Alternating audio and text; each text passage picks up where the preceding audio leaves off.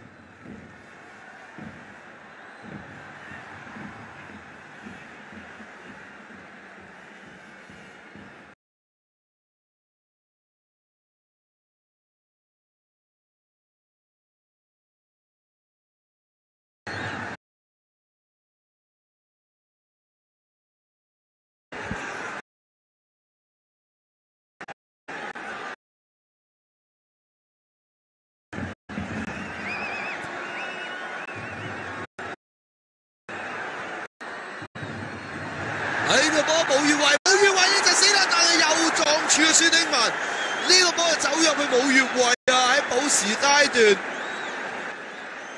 喺右路咬遠處射翻左手面，哇！呢個波彈個柱面出嚟，留意啊！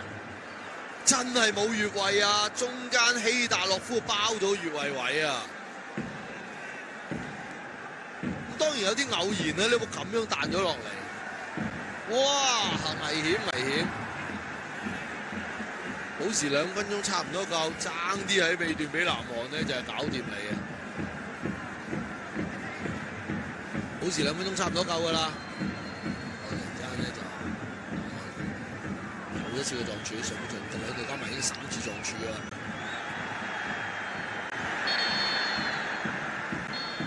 好啦，上半場補時都夠啦。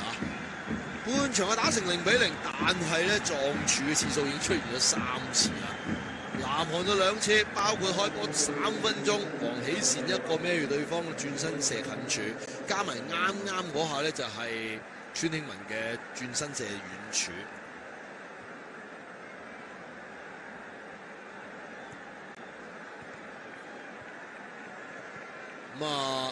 兩隊上半場咧發揮咧就好緊嘅打得，唔知下半場咧會唔會有啲唔同嘅變化啦？休息陣先啦。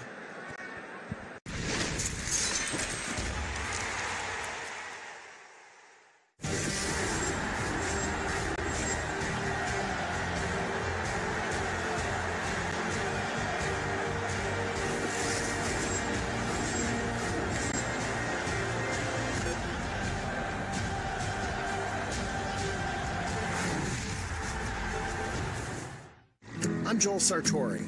I'm on a quest to document the world's animals, one picture at a time. We keep this love in a photograph. I've seen icons on the brink of extinction. Time's forever frozen still. But I've also seen underdogs beating the odds. I hope that my photos reach people on an emotional level, because you won't save what you don't love.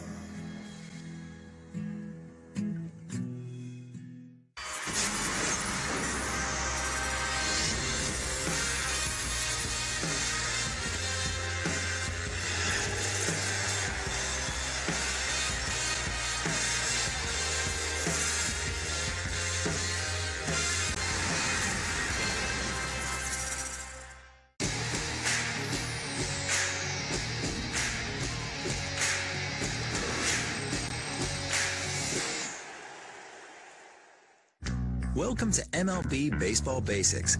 Everything you need to know about the game. Let's learn about sliding. There are defensive slides, the act of sliding to avoid being tagged by the fielder.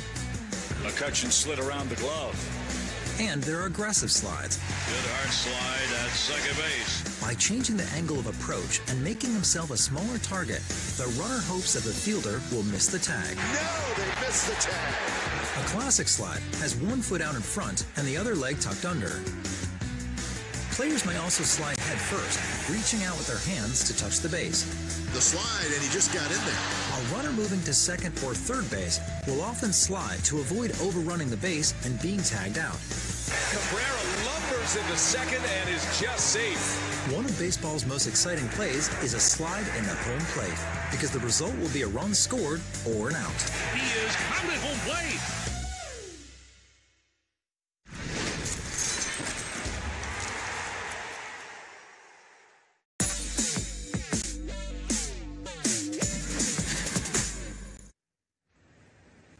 Welcome back. I'm Colette Wong over in the football studio, and I'm joined by Jason Della Penna, who's standing by in the tennis studio. Now, Jason, I know you're looking forward to what's coming up in Day 9 at US Open. You're going to tell us all about it, but I'm going to tell you what's happening in the AFC, the Asian World Cup qualifiers. Now, this is the final day of qualifying, so it really is do or die. We've got 3 matches in Group A currently going on right now. Uzbekistan 0-0 with South Korea, Iran 1-1 with Syria, and Qatar and China goalless. Now, if it ends this way, then I can tell you that South Korea will seal that second automatic qualifying spot and will go through to Russia 2018 together with Iran, and Syria will clinch that third place playoff. However, that's if it stands this way. Over in Group B, Australia, they're still in the reckoning after beating Thailand 2-1. UAE, well, That match is almost ending. Iraq are 1-up over UAE. And it all comes down to Group B, Saudi Arabia versus Japan. If Saudi Arabia beat Japan, then it is Saudi Arabia who will go into that automatic qualifying spot, whereas Australia will then finish third in Group B. So in the Asian World Cup qualifiers, Jason, what's going on over on your end?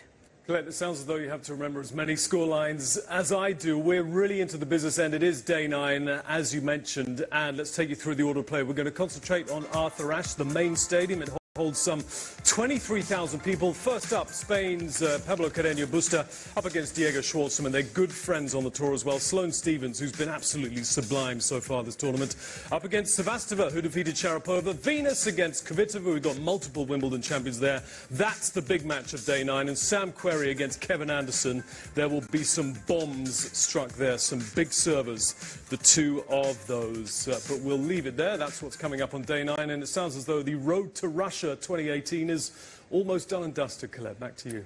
Almost. Thank you very much. Okay, many thanks. We'll check out what's happening in the football later on. Okay, great stuff. We're going to have a look at the highlights now of what's been happening in the Asian World Cup qualifiers. Of course, just to remind you, this is the final day, the final match day, and we've just been watching Uzbekistan versus South Korea. Now, very early on, South Korea had a chance here. What a shot that was. Hwang Hee-chan just skimming that crossbar, Chevy. Held off the defender really well. He made that space for himself and got very, very unlucky. Now over on the other end, the 21st minute, Uzbekistan had a great chance here as well. Kedorov. Oh! What a strike from Hyderov there, from deep in midfield. Look at that rocket. That should have gone in. Should have, would have, could have, as this shot. Hyunsu, number 15, so close, yet so far. Well, well-worked set piece, you would say. Good movement in the box, but unfortunately falls to the feet of a defender who makes a good clearance instead of scoring a goal. Now, we've seen a lot of action from the woodwork today in that match against between Australia and Japan. And here as well, here's another chance, Song Hyun-min. Yeah, credit to the goalkeeper, though. The Uzbek keeper got a touch on that one. Pushes it onto the post and keeps Uzbekistan alive in this. But lovely movement there to try and get that shot. Great save. Okay, so we've got the second half coming up, gentlemen. Chevy, South Korea, really, they need to win this in order to seal that second place. How do you think they've done so far, and what do they need to do to win this? They have been sloppy. I've never seen a South Korean team that sloppy, especially India attacking third, apart from that shot early on and Son spinning almost on the stroke of halftime. They've been very, very poor. The positives is that Uzbekistan do not create too many chances and don't score too many goals either. That is the advantage for South Korea, but they need to up their game. Yeah, do you think we'll see a different South Korea very quickly in the second half? They have to. You know, it could potentially be slipping away, depending on what Syria do in the second half against Iran. But I don't know how they're going to change this up now. Perhaps with the change in midfield that they had to make with Kuja Chol coming in there will give them a bit more drive in those central positions. So maybe in the second half we'll see a bit better from South Korea. Yeah, fireworks over in Tehran in that match between Iran and Syria. We had a fantastic couple of goals here. And the first one, surprisingly, coming from Syria. Well, it has been a very, very open game. I think two teams that have just come out there and said, you know, we're going to try to beat you. A big chance early on from Omar Kribin, but Tamir Ahak there makes no mistake. That's right, and it was all Syria, or at least that's what we thought. Had it ended that way, they would have secured that second qualification spot, but Iran are back in it.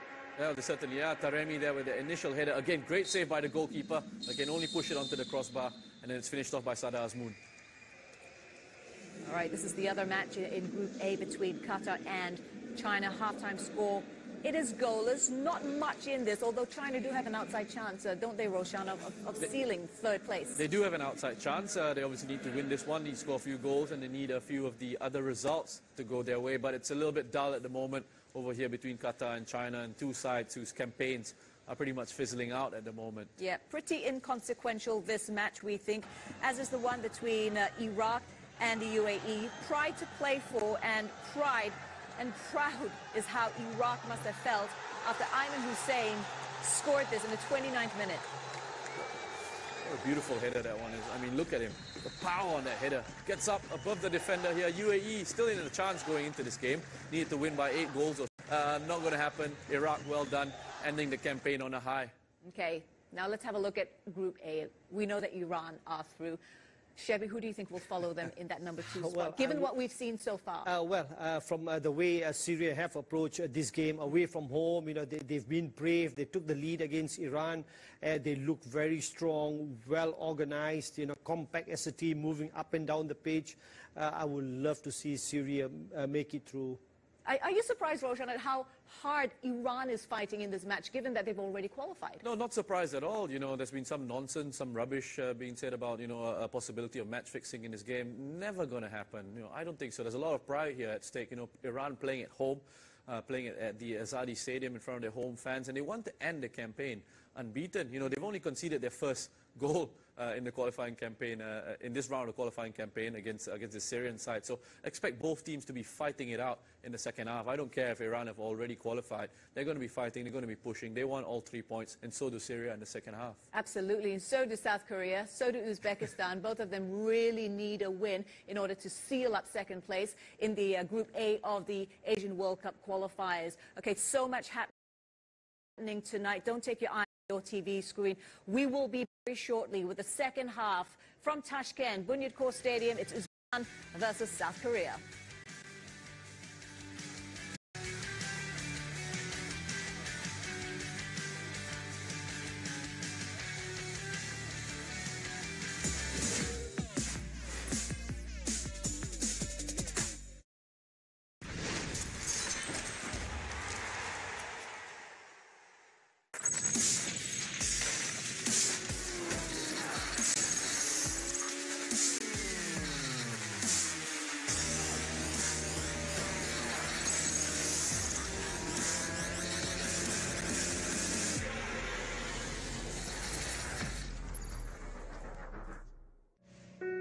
A breeze so peaceful. An elegance roams the green fields. With a passion to challenge. Courageous they stand. Beautiful stroke there. Venture with the ladies to experience the greatest golfing events. He's a winner on the LPGA Tour. LPGA 2017. Live on the Fox Sports Network.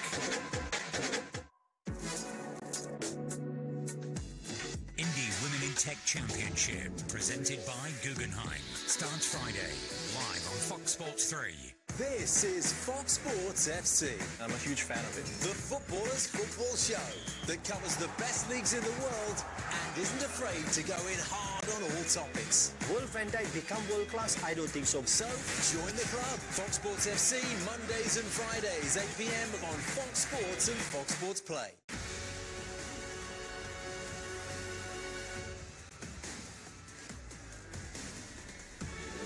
1987 was the last year the Australian Open was played on grass.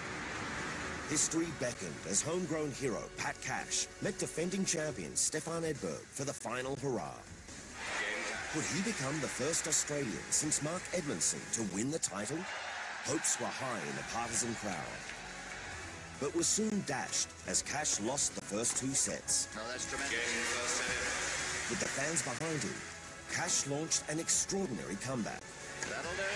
2 sets all. But the Kooyong fairy tale wasn't to be, as the unflappable Swede dominated the 5th and defended his crown.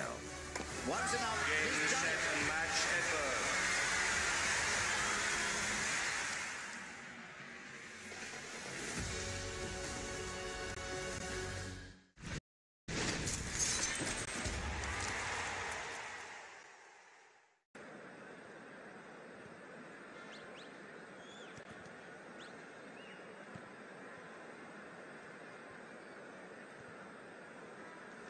好啦，翻去咧就係烏茲別克對南韓嘅現場啊！2018世界盃 Road to Russia， 究竟邊隊可以直闖俄羅斯呢？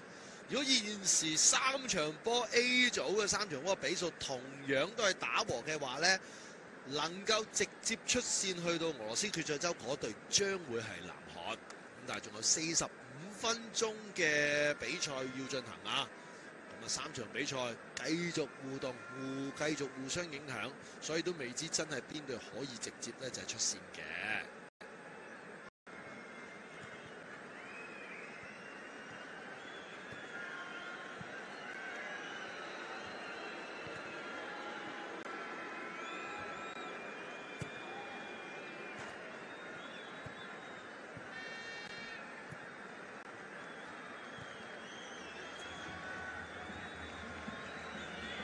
上半場嘅尾段呢，就孫興慜一個撞柱又爭少少可以幫呢，就係南韓領先啊。不過呢啲大家嘅爭少少，其實上半場互相都有機會。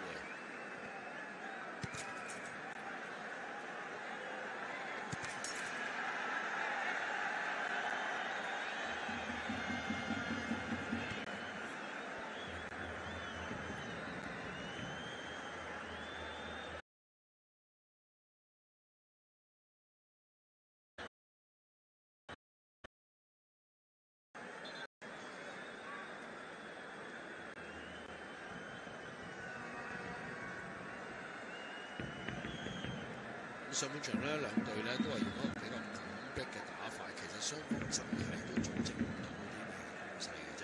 咁啊，不過咧就當然啦，如果依然是咁樣嘅戰況咧，就最蝕底嗰隊就會係烏茲別克，因為佢會係比南韓同敍利亞都排得後，佢哋必須咧希望喺呢場比賽裏面作出一啲嘅改變。當然佢哋嘅目標希望可以贏好南韓就最好啦。同一時間就睇埋敍利亞方面咧嗰場比賽會點發展。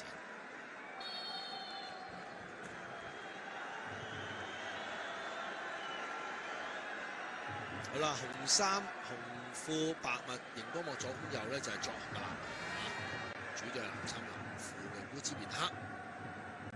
大家睇緊呢啲場最後一輪嘅 A 組賽事有個強尼喺度嘅。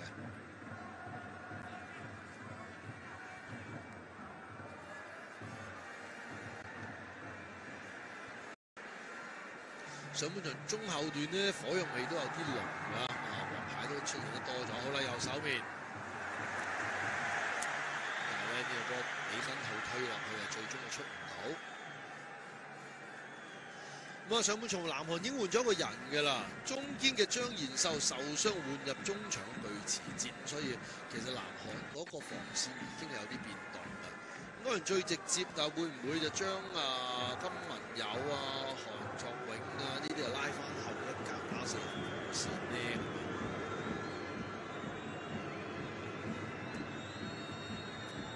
中間人跌低咗，哎呀，拍一拍倒掛倒勾中㗎。不過咧就名將嘅尼斯達洛夫就冇問題，冇俾佢考起。咁啊，仍然得個3名防線，你睇邊個褪後咗先？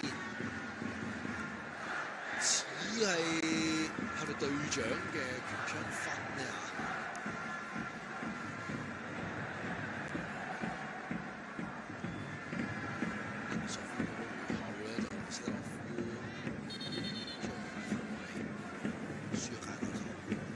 呢個手錘打得唔好型，太手啊！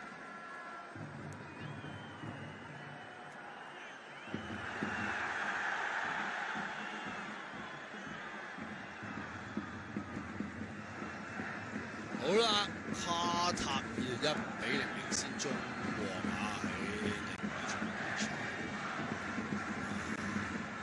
似乎中國就嗰個數字上嘅可能性攞個第3，今日嗰啲勁多嘅陰謀伊朗會幫手啊，贏啊，數對手啊，咁嗰個可能性就嗰邊都會再出現啦。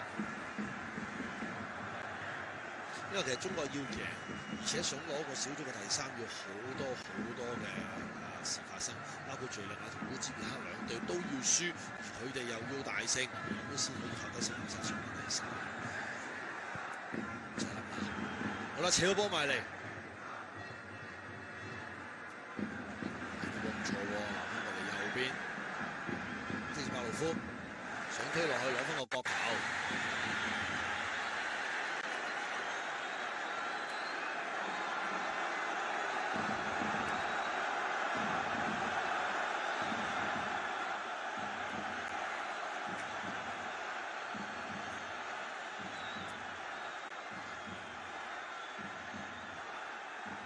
左腳放埋嚟前柱，唔算太高嘅個波。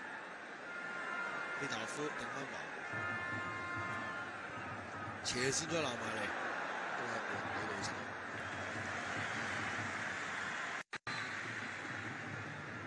基本上今日大家都唔係話太過着重喺組織方面，打法好簡單，不停緊逼對手，逼到大家其實都做唔到啲咩嘅攻勢。但係以大家都做唔到咩攻勢嚟講咧，南韓就冇咁輸蝕嘅，因為呢場波對烏茲別克想贏波啊嘛。俾到落嚟，冇係咧就打20分呢個咧就高仔可以打到。其實今日烏茲別克一 pair 嘅集，我覺得踢得好長嘅，左集打索夫長好多，右集咧卡舒莫夫嚟到出2、3個嘅。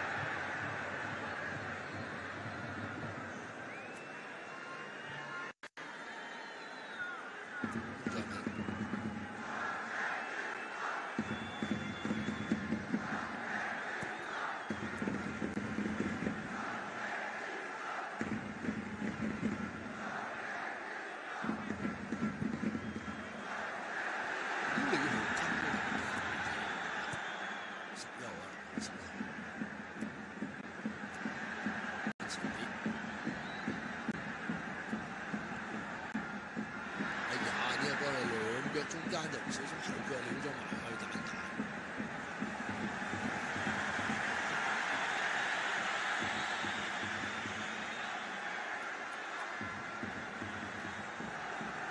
換人咯喎！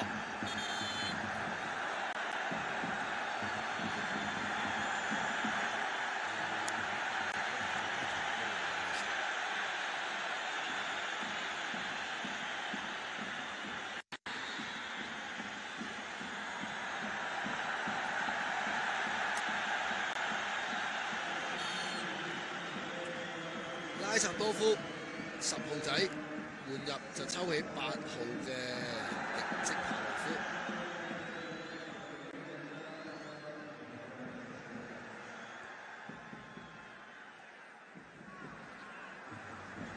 如果踢到6分鐘咧，就作出呢個調動嘅啦。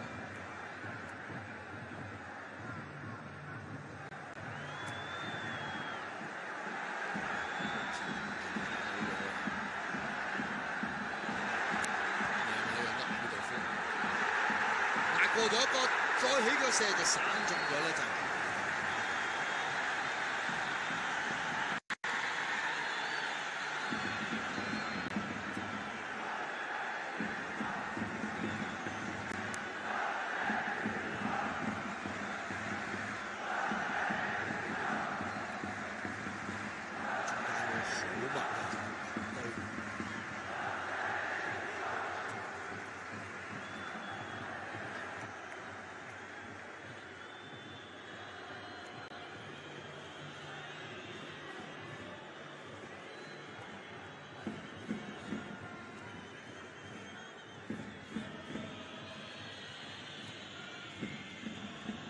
現場唔係好熱嘅啫，27度。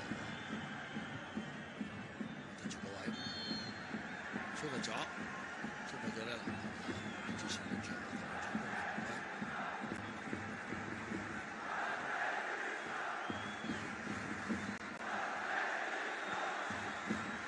哇！呢、個波咁大，咁開得唔好啊，先嗰邊咁求其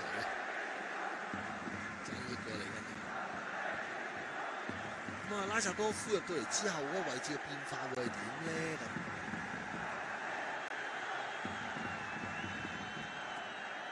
係咪準備再換咧？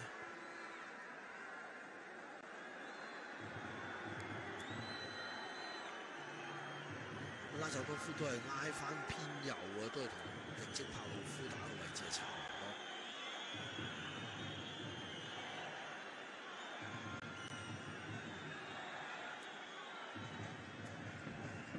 翻去最後，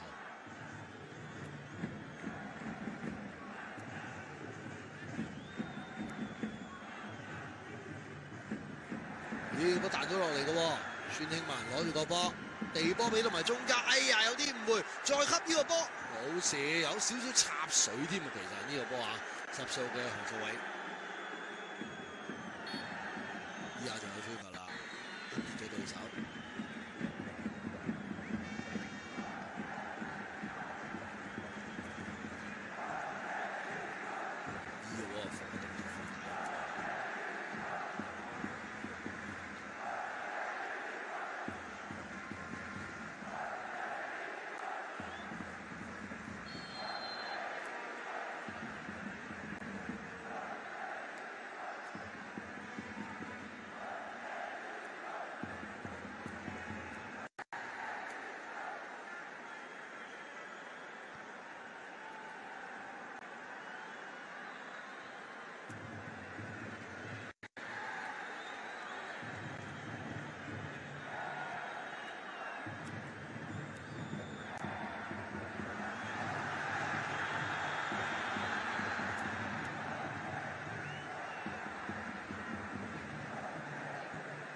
下半場得咗10分鐘，形勢就冇乜大改變，兩隊都繼續壓迫為主。攻門就冇乜其實。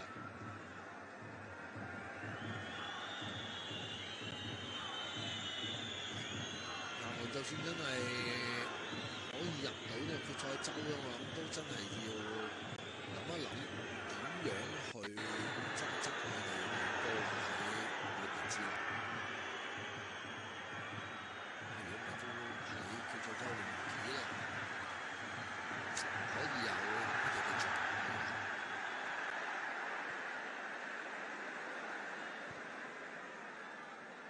當然啦，咁啊，教頭嘅新台龍就啱啱上任，咁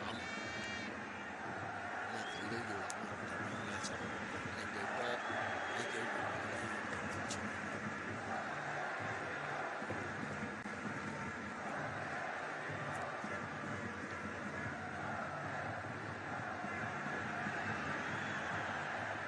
咁樣對個波口兜面正面埋就唔係咁好食嘅。好啦，呢面就換。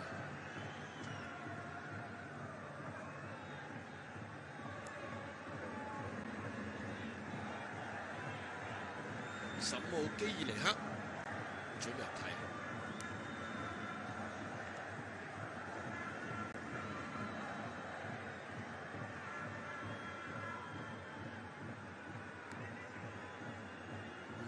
11號嘅就要退耶夫咧，咁因為都冇乜表現嘅嗰個，上場都係睇睇嘅。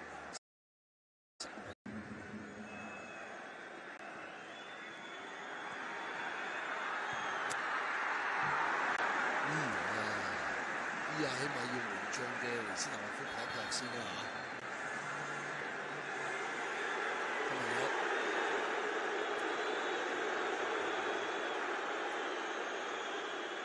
有啲咁樣嘅，即係第一時間傳送做得係靚嘅呢個波，幾下喺禁區度彈得好好，成場波兩隊加埋一個最好嘅配合。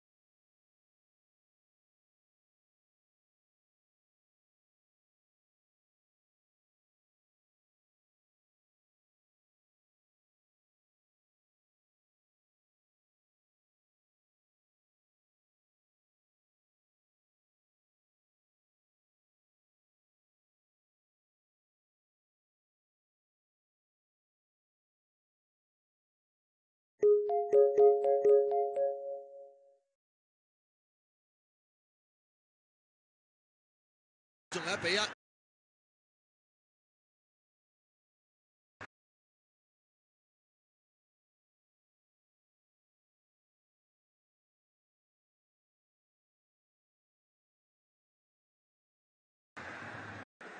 丹尼索夫，哇！佢到先，對面咧就類似接球，人哋先至叉到落嚟。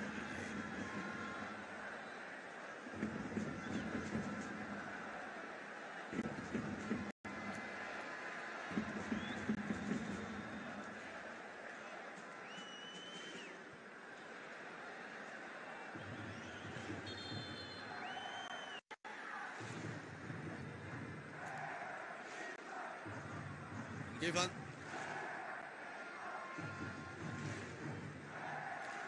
呢時候就睇咧就係李根豪啊。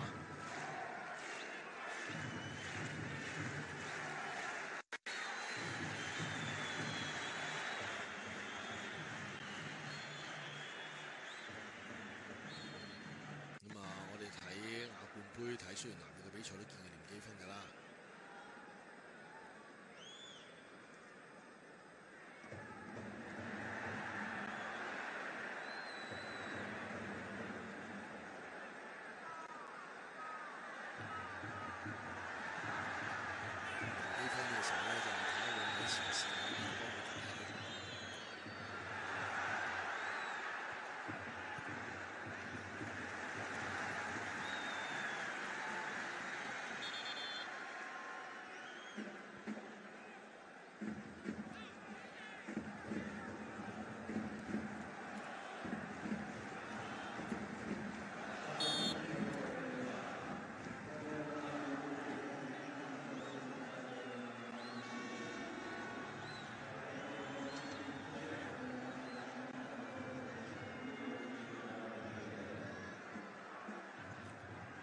丹尼索夫咪手榴彈咁勁先？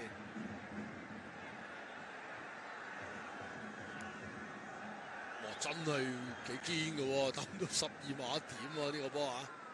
斜線抌入去，好嘢！蘇馬魯道夫過得靚，再斬埋嚟，揼到去遠處，回翻後。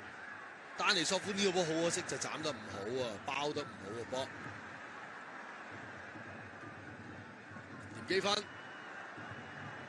推咗一段，斜先，哇！爭啲湯穿晒呢個波，爭好少㗎咋。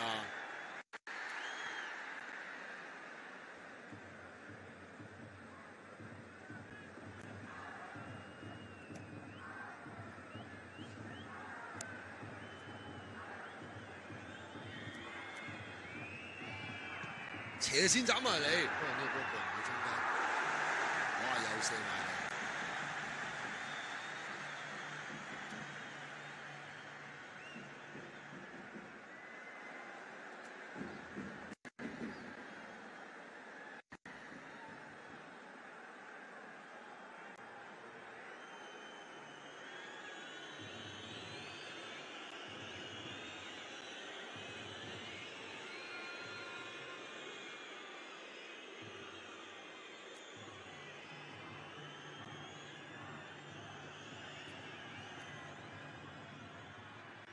哇！中間纏住兩個攣埋去，幾危險嘅呢個。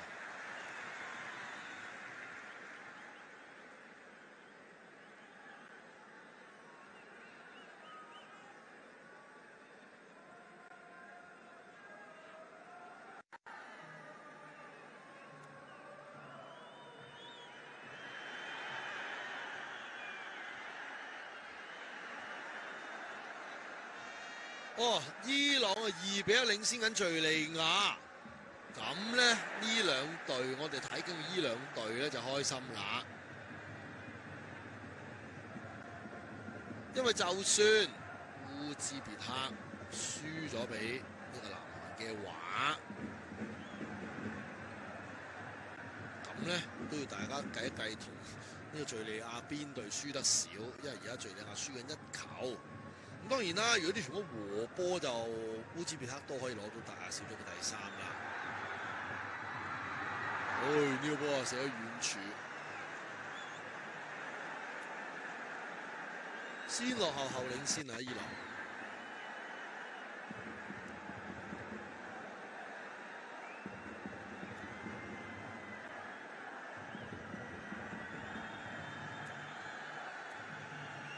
但係對於烏茲別克嚟講咧，佢哋梗係希望呢場波主場波，一直住敍利亞輸波就直接躋身呢個決賽周啦，係咪先？亦都唔需要野場咁多嘛。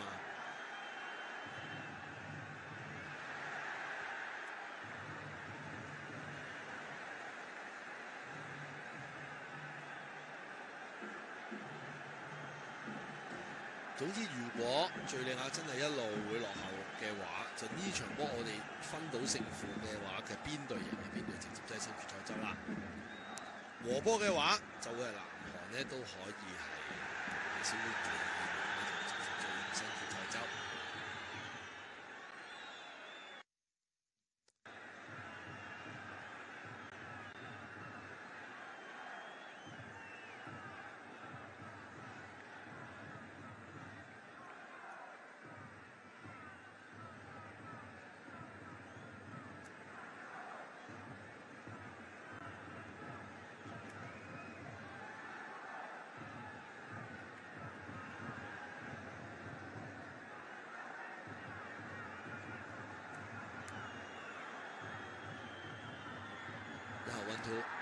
有人跌低，冇表示。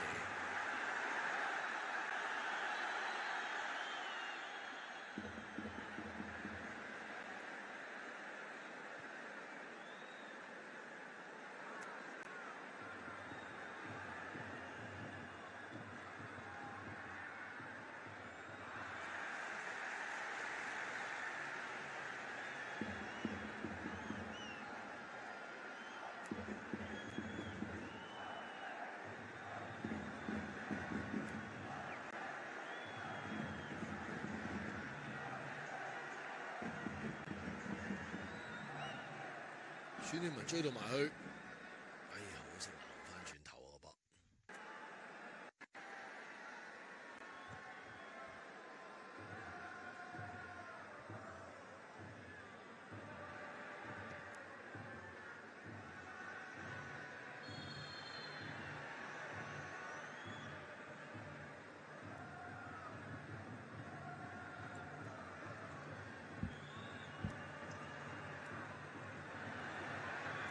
中間分過嚟右邊，連記分條波俾到過嚟右手面，哎呀中串啊！以為會起腳射添啊！何祖永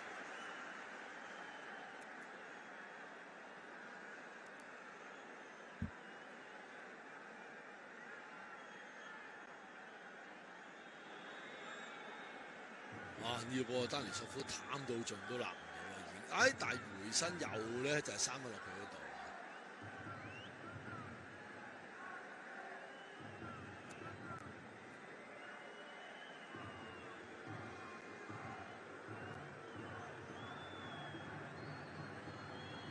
右路左腳睇到喎，連基芬點樣扯埋嚟先？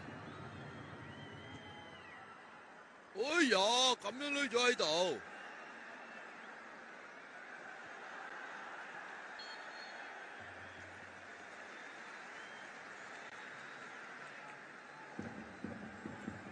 後備入替啊，10號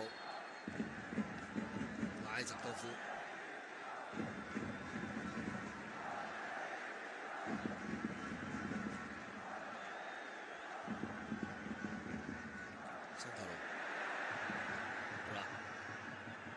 推埋中，哎呀，掃掉孫興晚要俾牌。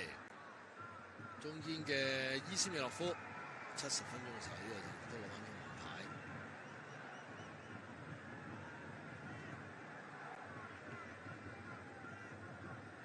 時間1分1秒咁過，場上面嘅球員又唔知隔離敍利亞咩情況，只能夠集中踢翻自己嘅呢一場波。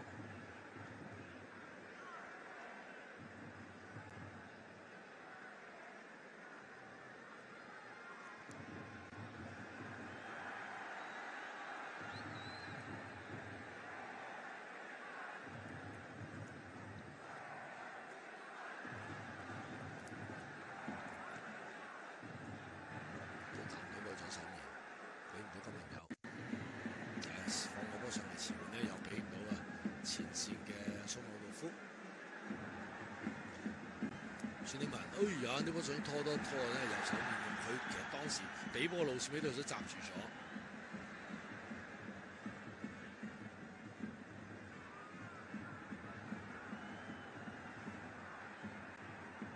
中間，其實下半場南韓嘅組織好過上半場啊，扯埋嚟冇得鬧，咁就伊斯米諾夫解到位，因為起碼咧禁區頂嗰啲上半場嘅溫度睇下。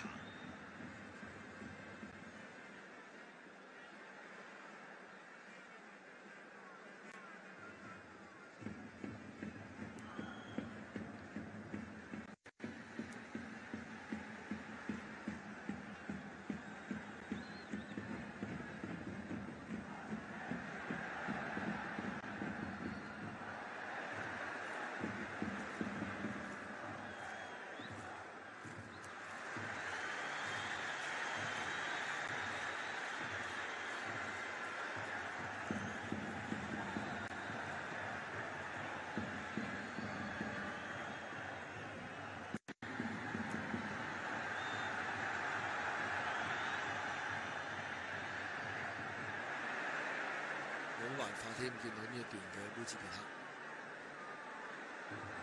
下半場嘅踢緊呢10零分鐘咧，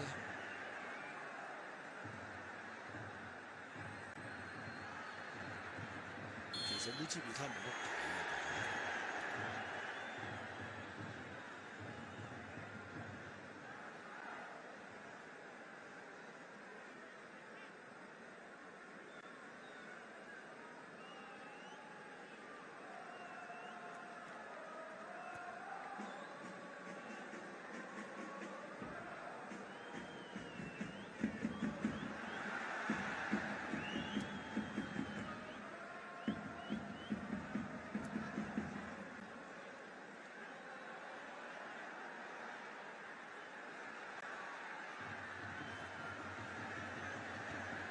拉什高夫，我俾到埋嚟，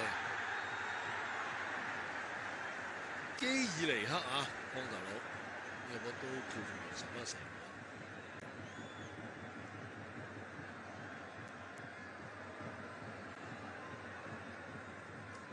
楊大偉咁個近處，不過呢波無力啊，咁細咗，威脅。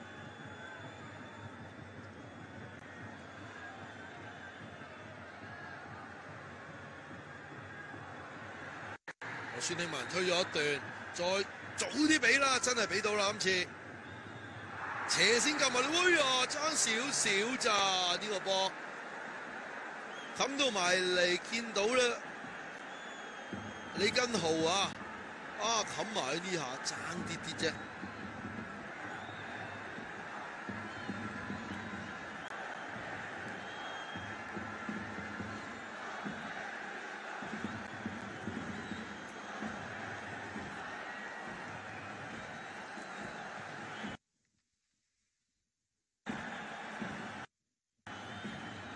15分鐘嘅比賽時間啊！烏茲別克方面都仲有1個換人名可以用嘅，係咪諗住出嚟好多個咧就係球，直接嗰個咧就係中間之間。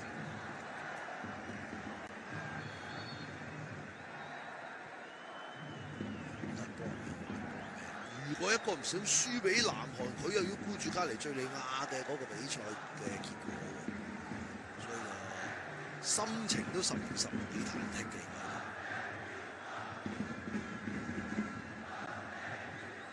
即係而家都未有記錄，哎呀，中間咁甩咗就死啦！3打2烏茲別克個機會。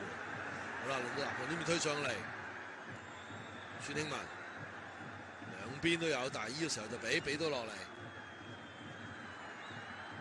吳祖永，哎呀，少少懵，佢又失咗啲平衡，唔球嘛？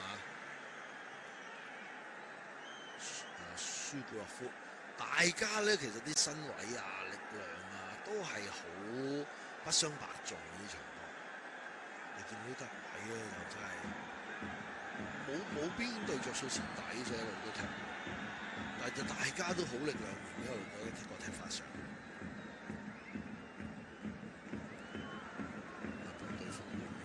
次嘅犯錯出現啦，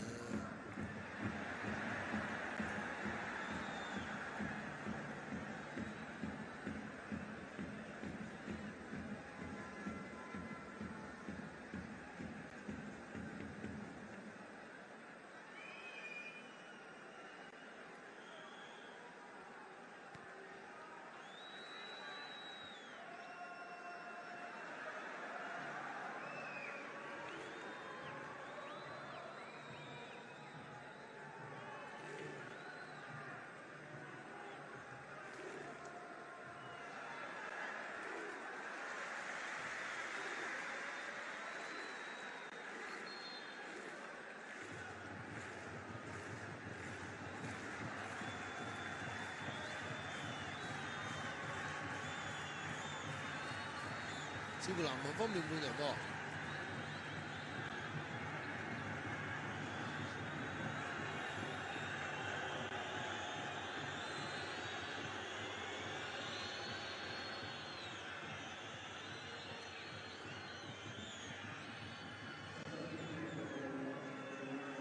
李東國入替咧就係李根豪。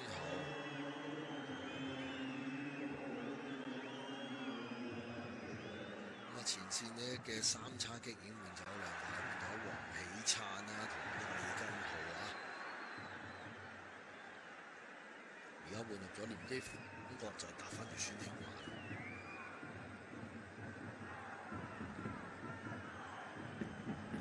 幾個過頭。走唔到啦，要冇今日有。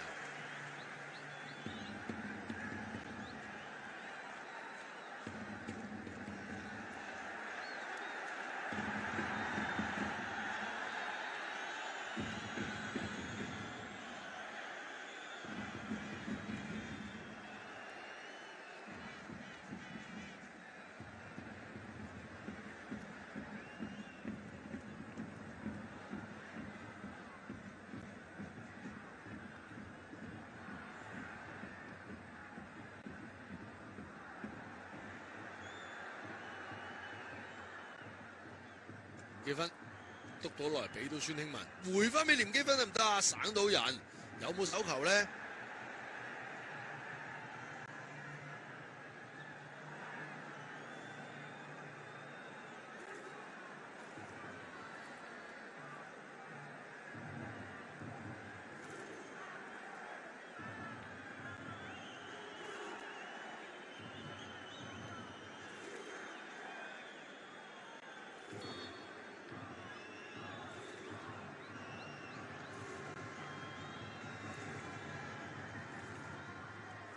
睇到，哎呀，但過唔到中間嘅伊斯米洛夫。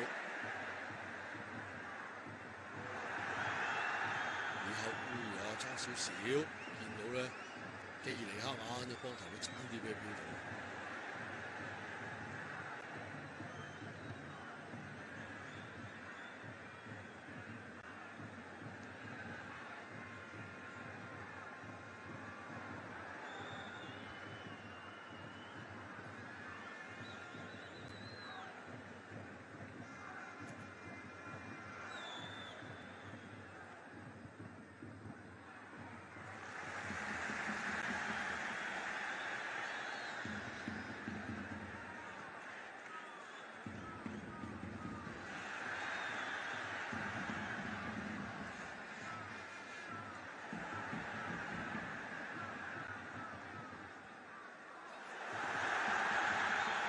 機會，基爾尼克入咗禁區，射埋，哎呀，射個近柱，金城輝都唔諗住拍翻咗去先嘅喎。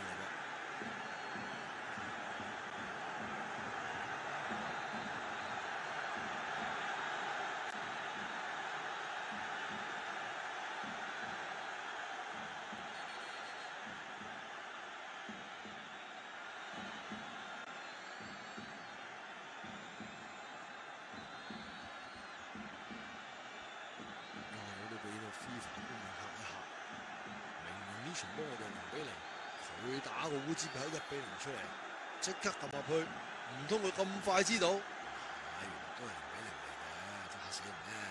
好啦，依下彎到埋嚟，底線傳到底。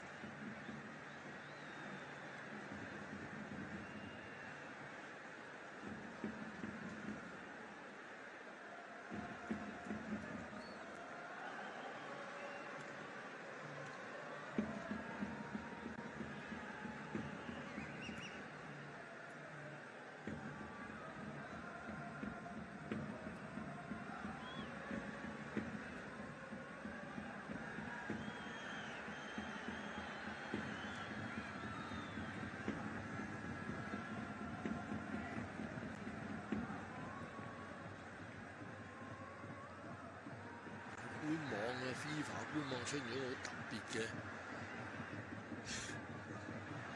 嘅事啊！佢話71分鐘，伊斯美洛夫有入波；71分鐘，伊斯美洛夫又有黃牌。其實黃牌嚟嘅，71分鐘出現。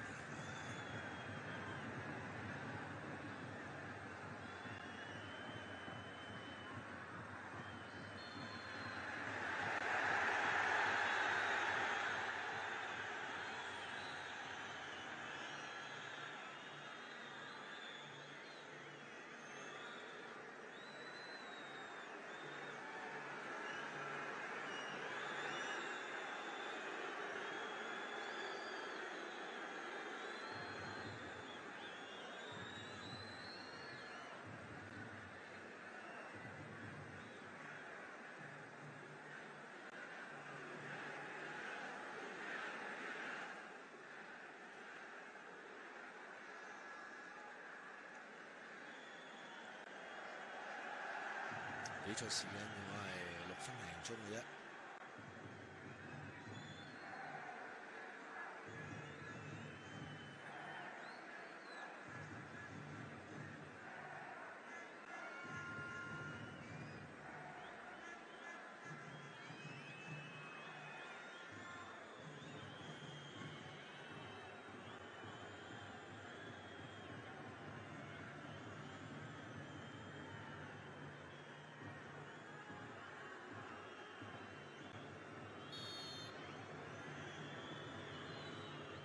孫興慜假嘅，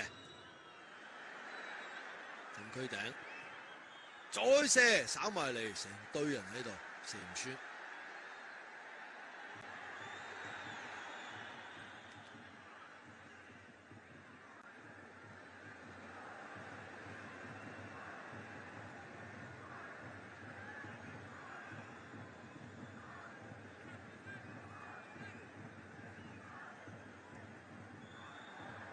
緊要波穿唔穿到出去啊？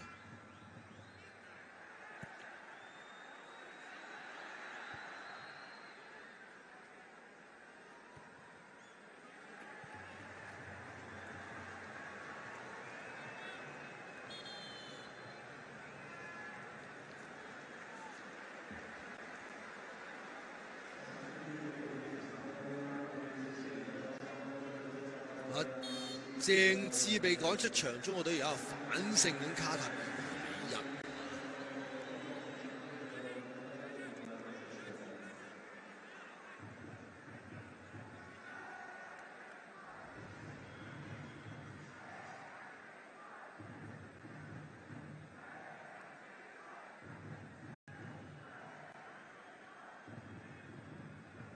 中國攞3分會有12分。咧就得失球差都仲係負數。呢邊搞掂得啦，南韓爭啲啊，又撞眉喎！呢場波撞柱撞眉多到咧，多到不得了啊！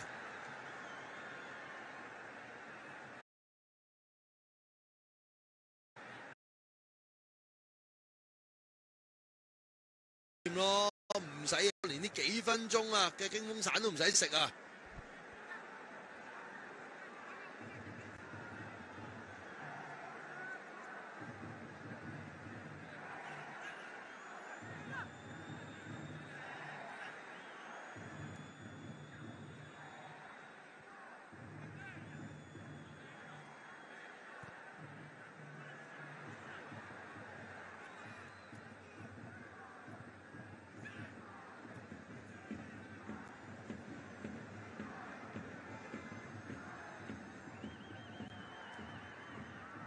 有試下轉身射，射波就係後腳踢嘅李東博。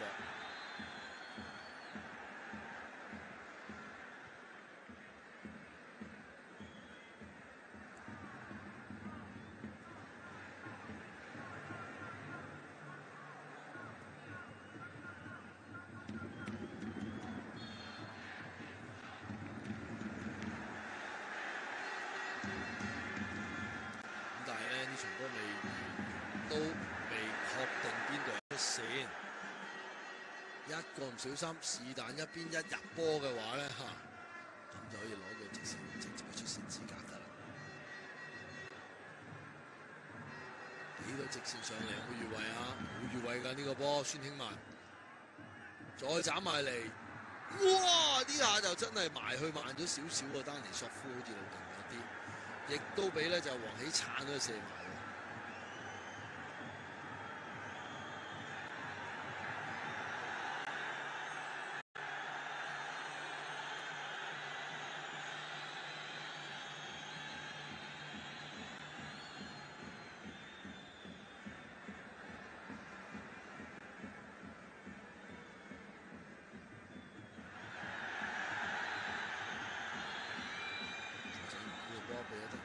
左手面2分鐘嘛，定時間啫。南韓最緊要保持控球在腳呢一刻，再射埋嚟，贏都唔緊要，壓住你個半場就得㗎啦。佢話而家少不告辭節。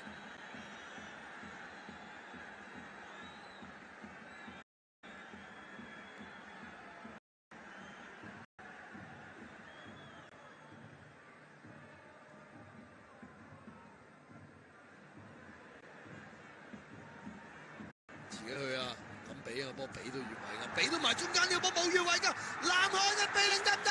冇打過1比0，咁都唔入啊！孫興文呢個波對住一個咁闊嘅龍門，任你趟嗰呢個波趟唔中喎！哇！真係第2下真係咧，以為搞得掂㗎啦！哇！烏茲別克咁都大難不死喎嚇！哇！啲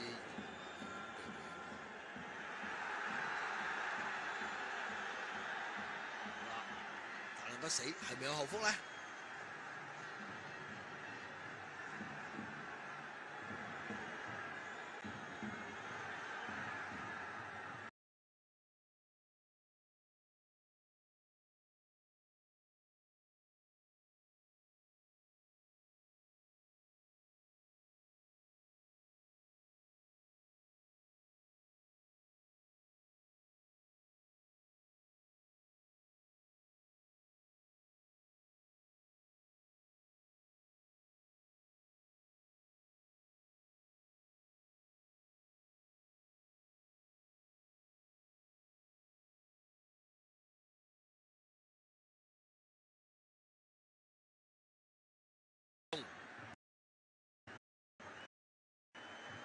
一球定勝負啊！真係。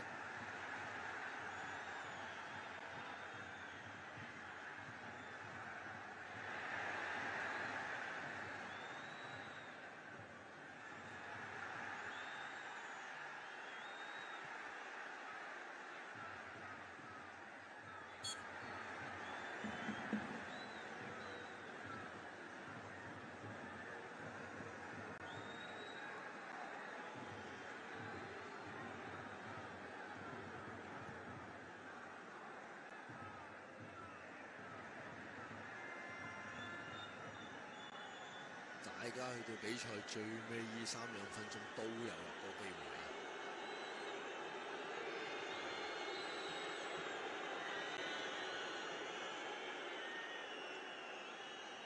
暫時伊朗仍然領先2比1，中國贏緊卡塔爾2比1，呢邊就0比0。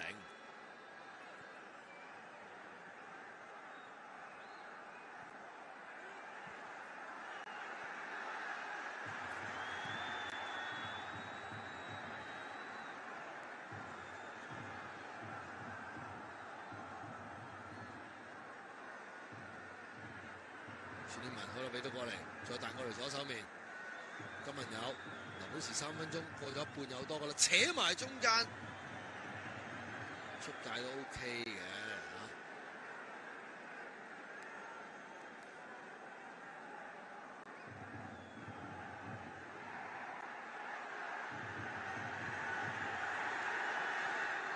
呢下孫興文，哇！真係點會攞到咁歪嘅咧？呢個波真係。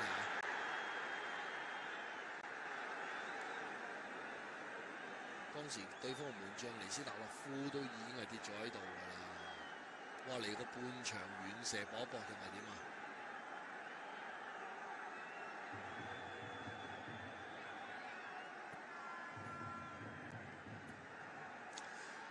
南韓距離直接晉身決賽周只係爭20零秒啫。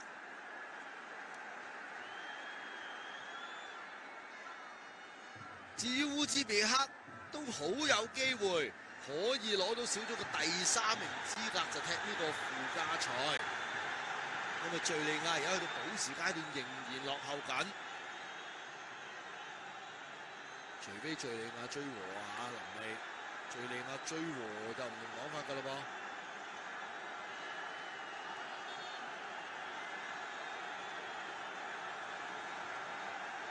好啦。烏茲別克話：我唔係想攞個第3喎，我係想攞個直接晉身決賽周嘅資格喎。睇下呢球搏唔搏到啦！最後一擊斬到埋嚟，太鐵門冇啦，咁就真係冇啦。好啦，嗱，南韓呢邊你見到啲球唔敢慶祝住，佢哋未知發生緊乜嘢事㗎。佢哋未知發生緊乜嘢事，因為佢哋未知道隔離嗰場波係乜嘢賽果。